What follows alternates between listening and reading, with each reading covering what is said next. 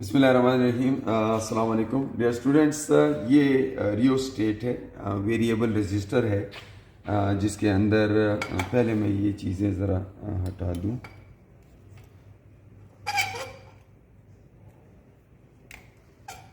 ये रियोस्टेट है और यहाँ पर एक वायर है जो इसके गिर्द वाउंड की गई है, इसलिए इसको वायर वाउंड वेरिएबल रजिस्टर भी कहा जाता है।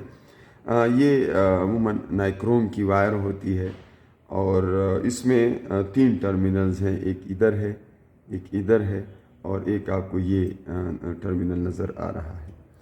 ये दो टर्मिनल ये टर्मिनल जो है इस वायर की एक साइड के साथ कनेक्टेड है और ये टर्मिनल इसकी दूसरी साइड के साथ कनेक्टेड है, जबकि ये वाला टर्मिनल जो है इस मूविंग कंटैक्ट के साथ है और जैसे ही ये कंटैक्ट एक साइड पे मूव होता है तो इसके ज़रिए से हम इस पूरी वायर के पोर्शन बना सकते हैं। फॉर एग्ज़ाम्पल ये यहाँ पर है, तो अब सर्किट के अंदर अगर मैं कनेक्शन लूँ तो इन दो पॉइंट से मैं आउटपुट लूँगा तो सर्किट के अंदर सिर्फ ये हिस्सा शामिल होगा।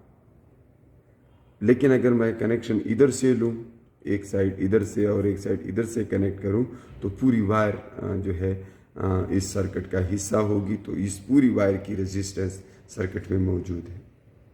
जबकि एक वायर इधर से कनेक्ट करके और एक इधर से कनेक्ट करके मैं इससे अपनी मर्ज़ी का आउटपुट ले सकता हूँ। तो इसको हम एज अ पोटेंशियल डिवाइडर भी यूज़ कर सकते हैं। अगर मैं इसके साथ पैरेलल में कोई भी लोड अटैच करूं और उसे कोई पर्टिकुलर वोल्टेज चाहिए हो, तो वो मैं इस डिवाइडर के ज़रिए किसी एक्सटर्नल सोर्स से डिवाइड करके हासिल कर सकता हूँ। और ये टेक्निक आगे मैं आपको बताने भी जा रहा हूँ।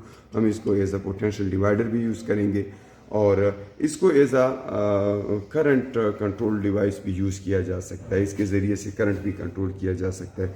बट पहले हम ये देखते हैं कि इसके ज़रिए से इसको कैसे पोटेंशियल डिवाइडर के तौर पे इस्तेमाल किया जा सकता है। तो इसके लिए मुझे एक सर्किट बनाना होगा। जाहिर है कोई भी सर्किट हम बनाते हैं उसमें एक सोर्स ऑफ ईएमएफ होता है और वो ईएमएफ सोर्स उस सर्किट को इलेक्ट्रिसिटी प्रोवाइड करता है, इलेक्ट्रिकल एनर्जी देता है और फिर उस सर्किट के अंदर लोड होता है। तो ये हमारा लोड होगा उस पर्टिकुलर सर्किट में और मुझे अब एक ईएमएफ का सोर्स चाहिए जो मुझे वोल्टेज प्रोवाइड करे, डीसी वोल्ट का सोर्स होगा। लेकिन चूंकि हमारे पास यहाँ पर एसी मौजूद है, अल्टरनेटिंग करंट के ये मेंस हैं और ये 220 वोल्ट इनकी आउटपुट है, तो यहाँ से मैं अपनी मर्ज़ी का डीसी हासिल करने के लिए ये रेगुलेटर यूज़ करूँगा। इस रेगुलेटर के अंदर मैंने वैल्यू फ़िक्स की है, मुझे 4.5 वोल्ट आउटपुट चाहिए, तो मैं इस रेगुलेटर के ज़रिए से वो ऑब्टेन करूँगा। इसको मैं इस मेन एसी में लगाऊंगा और यहाँ से मुझे 4.5 वोल्ट का ईएमएफ मिलेगा। अब ये तो हमारा सर्किट के अंदर ईएमएफ का सोर्स के तौर पे काम करेगा, ये सर्किट को एनर्जी देगा। फिर इसको मैंने इसके ज़ाहिर है इसके दो टर्मिनल हैं, इस बैटरी के या इस ईएमएफ सोर्स के, और एक साइड से मैं इसको ये की है, मैं इसको रास्ते में की देता हूँ ताकि मैं इसको अपनी मर्ज़ी से जो है यूज़ कर सकूँ। जब बंद करना चाहूँगा तो ये की निकाल दूँगा और जब मैं सर्किट को क्लोज़ करूँगा तो ये की मैं क्लोज़ कर दूँगा और सर्किट के अंदर जो है इलेक्ट्रिसिटी होगी। अब मैं इसको एक साइड से मैंने ये इधर कनेक्ट किया है, आप देख सकते हैं, और इसका दूसरा हिस्सा मैं इस रियोस्टेट के साथ कनेक्ट करता हूँ, इस टर्मिनल के साथ। ठीक है, ये हो गया। अब ये बैटरी का एक टर्मिनल मैंने इधर से की से गुजार के इसके साथ कनेक्ट कर लिया है और इसका दूसरा जो बैटरी का जो दूसरा टर्मिनल है इसको मैं रियोस्टेट के दूसरी साइड के साथ कनेक्ट करता हूँ। अब इसका मतलब ये है, ये फ़िलहाल इसका कोई लेना देना नहीं है, ये जो ऊपर है सर्किट के अंदर ये सारी जो जितनी भी मैं वोल्टेज जब अप्लाई करूँगा वो इस लोड के अक्रॉस अपीयर होगी और इस लोड के अक्रॉस कितनी वोल्टेज है ये चेक करने के लिए, यानी टर्मिनल वोल्टेज चेक करने के लिए, ईएमएफ तो इधर से मुझे पता चल गया है कि जी मैं 4.5 वोल्ट अप्लाई कर रहा हूँ, लेकिन टर्मिनल वोल्टेज क्या है, ज़ाहिर है इसका इंटरनल रेजिस्टेंस होगा जिसकी वजह से ड्रॉप्स होंगे इंटरनली।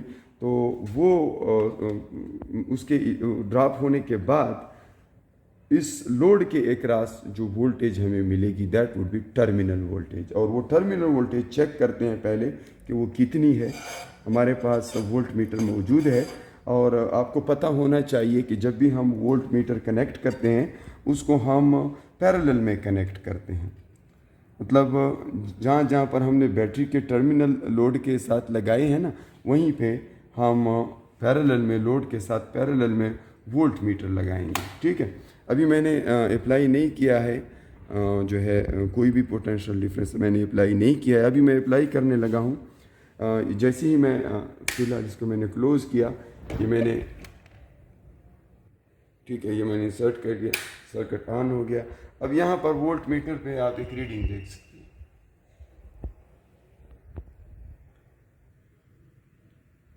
इसमें आप देख सकते हैं ये 4 से थोड़ी सी ज़्यादा है, लेकिन 4.5 नहीं है, क्योंकि ये टर्मिनल वोल्टेज है।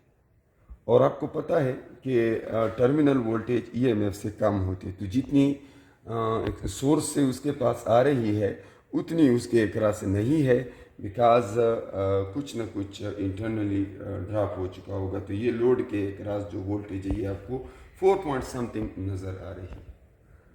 और अब अगर मैं एक साइड से ये जो टर्मिनल है इसको मैं हटा के यहाँ पे कनेक्ट कर दूँ मूविंग कंटैक्ट के साथ, तो आप देख सकते हैं हमारे पास इस वक्त वोल्ट मीटर की रीडिंग कुछ और है।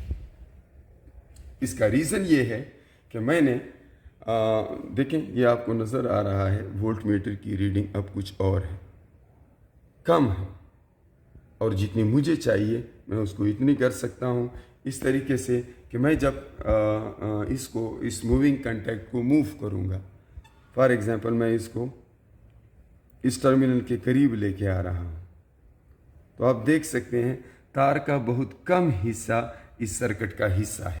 तो बेशक हमने वहाँ से ज़्यादा अप्लाई की है, लेकिन हम आउटपुट जो ले रहे हैं वो इन दो टर्मिनल्स के अक्रॉस ले रहे हैं।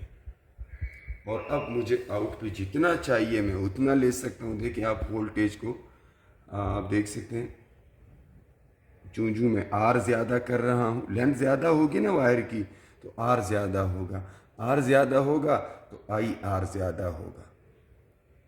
तो ये मैं जितना मुझे चाहिए उतना मुझे मिले, देखो वहाँ पे। तो इस तरीके से हम पोटेंशियल डिवाइडर सर्किट बना सकते हैं। अगर मुझे कोई ऐसा कोई इलेक्ट्रिकल कंपोनेंट है जिसके लिए 2 वोल्ट चाहिए, तो मैं उसके लिए इसको 2 वोल्ट पे एडजस्ट कर लूँगा। देखो